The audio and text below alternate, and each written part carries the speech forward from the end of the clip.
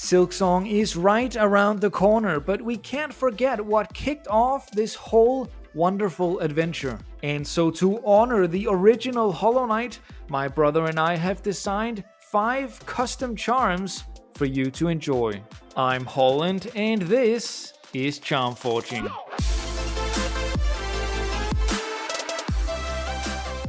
A few brief notes before we start. This series is not important to watch in order, but if you're interested in more charm forging, I'll link to the other episodes down below. We do our best to balance these charms around the game, but we don't always succeed. Therefore, when commenting, we hope you'll criticize the idea behind the charm and not get too caught up in the numbers, which could always be changed. Also, when referencing charms from the base game, I'll be referring to the rebalanced versions I've come up with in my charm reworking series. And finally, if you would like to see this series continued in Silksong, please let us know by subscribing to the channel. If you subscribe while watching this video, YouTube will tell us that you're specifically interested in more of this content. With that said, let's get into the first custom charm.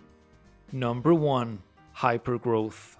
Right now, I'm walking around a part of the fungal wastes that has puzzled people for years, the so-called fungal core. Accessible only by double jump, this enemy-packed collection of rooms and hallways is sure to contain a boss, or at least some treasure. But alas, all the purpose it appears to serve is to house an NPC who's apparently so unimportant that even the wiki doesn't acknowledge his existence, and to lead you to a mask shard. So what's up with that? Why isn't there anything here, Team Cherry? Well, let's fix that. Whether by fighting a new boss or simply looking around the area, you should now be able to find the Hypergrowth. 3 notches. Successfully using Focus summons an allied Sporg. Casting Vengeful Spirit makes all allied Sporgs fire immediately. You thought the Focus build wasn't a real build? Well, get ready to plant turrets all around the map, overwhelming your enemies with a constant barrage of explosive plant mass. Back that sweet auto DPS up with a few casts of Vengeful Spirit or Shade Soul, triggering even more explosions, and you've got yourself a deadly concoction. Man, if there's one thing I've always wanted in Hollow Knight, it's more build variety. Nail builds and spell builds are awesome, but they're practically the whole meta. Summoner builds are too weak, and focus builds fall off in the late game. Well, until now, that is. Imagine being able to run around the arena, summoning Sporgs to your side like a plant engineer, constructing little friendly turrets to help you out. Wouldn't that be so cool? And then I added this extra bit of text to allow for even more interactivity. Let me explain. See, the Sporgs will randomly fire over time, but if you cast Vengeful Spirit or Shade Soul, all Sporgs currently in play will instantly fire a projectile no matter what. This creates a fun tactical decision that goes something like this. Should I attempt to summon more Sporgs using Focus, or should I capitalize on the ones I already have by spending my soul on Vengeful Spirit? How much damage the Sporgs should deal and how many times they would need to be hit by enemies before wilting would all depend on balance. But as a concept, not only does this charm do something wholly unique, it might even be capable of creating a brand new archetype. The Engineer. Man, I'm starting to wish this were actually in the game. Moving on. Number 2. Radiant Soul. All the way back in episode 1, I added the Infected Glare to the Ancient Basin. Not only did I find it aesthetically fitting, it also just made sense to put it there, given that there are currently no charms found in the Ancient Basin. And while 1 charm is a great start, 2 would be even better, so now you should also be able to find the Radiant Soul. 1 notch. Upon death, instantly gain 3 infected masks. Every few seconds, 1 infected mask is depleted.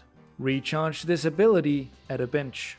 There are a few select charm concepts that a lot of people seem to find very interesting and as such will be suggested over and over again. One of these is the ability to resurrect after death. Now, the reason I've never liked this idea too much is because it's effectively just giving the player more health, which is not that interesting.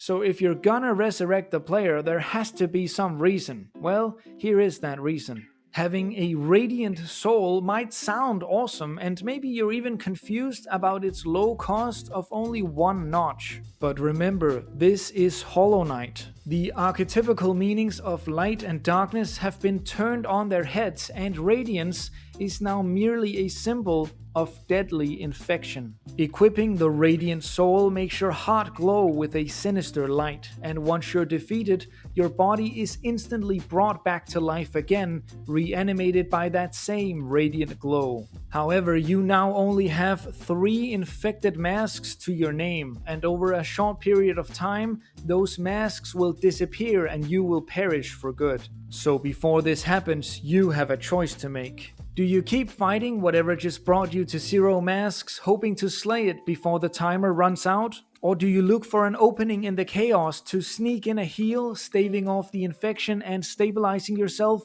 Only you can make that choice. Just remember to do it before the timer runs out. Tick tock.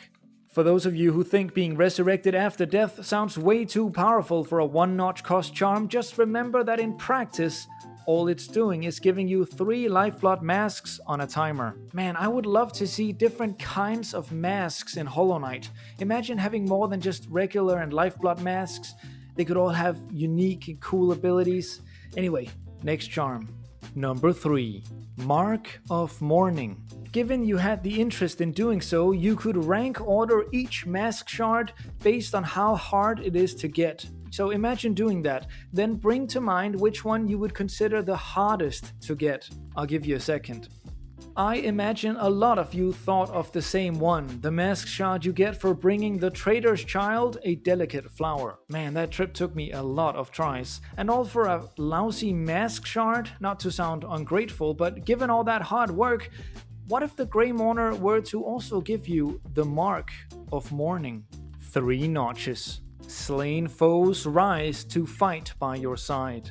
Cool, right? So now every time you defeat a boss in Pantheon 5, that boss will join you for the next fight, and by the end you'll be battling the final boss with 3 dozen other bosses under your control. Alright, maybe it shouldn't work on bosses. I don't know why this charm appeals so much to me, but it really does. I guess there's something fascinating about necromancy, being able to bring back fallen enemies to serve you in death. Imagine starting the Lost Kin fight and being overwhelmed by infected balloons, but as you start to pop the balloons, they join your side, and by the end of the fight, you're the one with an infected army at your disposal.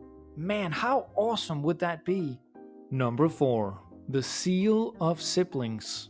This charm contains spoilers for Pantheon 4. Skip to the next charm if you want to avoid these. After acquiring the Void Heart, you can find Hornet standing at the entrance to the Black Egg. She's now ready to fight by your side, whatever awaits you both within the darkness. But what if instead you could now leave the temple, grab a stag to the City of Tears, go to the Hollow Knight statue, use the Dream Nail on it, and fight the Pure Vessel? See, I've always been fascinated with how the Godhome exclusive bosses could be integrated into Hallownest proper. In the first episode of Charm Forging, I suggested having the ability to challenge the Mantis Lords to a second fight, i.e. the Sisters of Battle, after defeating the Traitor Lord. Similarly, one of you creative souls out there came up with the idea of being able to use the Dream Nail on the city statue, after having collected the Void Heart, to fight the Pure Vessel. This would all still be in a dream, but now there was actually a way to enter the fight outside of Godhome. And for defeating the Pure Vessel like this, you would earn the Seal of Siblings. 2 notches. While holding a nail art, attacks and projectiles from the front are reflected back at the attacker. Or simply put, you can now deflect attacks just like Pure Vessel. Now maybe there needs to be some sort of cooldown on this ability, or nail art should simply charge more slowly while the charm is equipped, but imagine the possibilities. You would now be able to construct your build around having the boss defeat himself by parrying his attacks back at him. Another playstyle to the roster. And now I am thrilled to present to you what might be the last charm we will ever forge. The Fool's Mask. for those of you who don't know, it's my little brother of 13 years who both comes up with and draws all of these custom charms. And man, you knocked it out of the park with this one, Freddy. What a stunning design. So, where would you find the Fool's Mask? Well, it should be rather obvious. Currently, for beating the final challenge of the Colosseum of Fools, the aptly named Trial of the Fool, you are rewarded with a generous amount of geo. However, that's really all you get, and for such a great feat, you might have expected a little bit more. Now, I actually might prefer there not being a tangible reward at the end because beating the challenge is such a great reward in itself, but it's still fun to fantasize about what might have been the reward had Team Cherry decided to give you one for completing the Colosseum. 2 notches. Every strike is a nail art.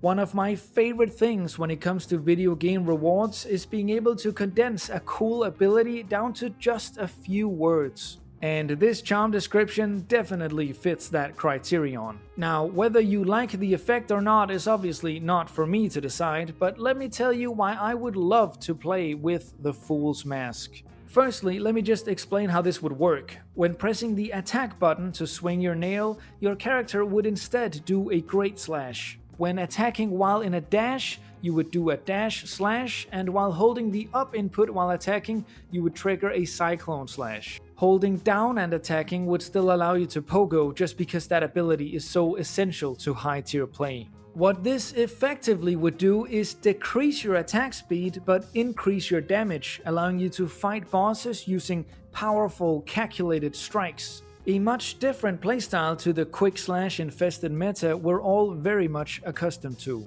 I like nail arts a lot as they are right now, but besides from feeling a little weak at times, they're also just somewhat of a burden to use. With the Fool's Mask, you would have a much easier time utilizing nail arts, hopefully making them a lot more attractive. As for the question of how the Fool's Mask would interact with the Seal of Siblings, I don't know. Being able to parry at all times definitely sounds a bit over the top, so let me know what you think down below. And with that, I'm afraid we've come to the end of our time. If you enjoyed this video and would like to see me and Freddy continue this series in Silksong, please consider liking the video and subscribing to the channel. It really helps a lot. I've had a ton of fun making these 4 charm forging episodes, and I really truly hope that you've had fun watching them. We would have done more had they not taken so long to produce. I'm in university, which means I basically have all the time in the world, but Freddy's in 8th grade now and learning to play the guitar among other things, so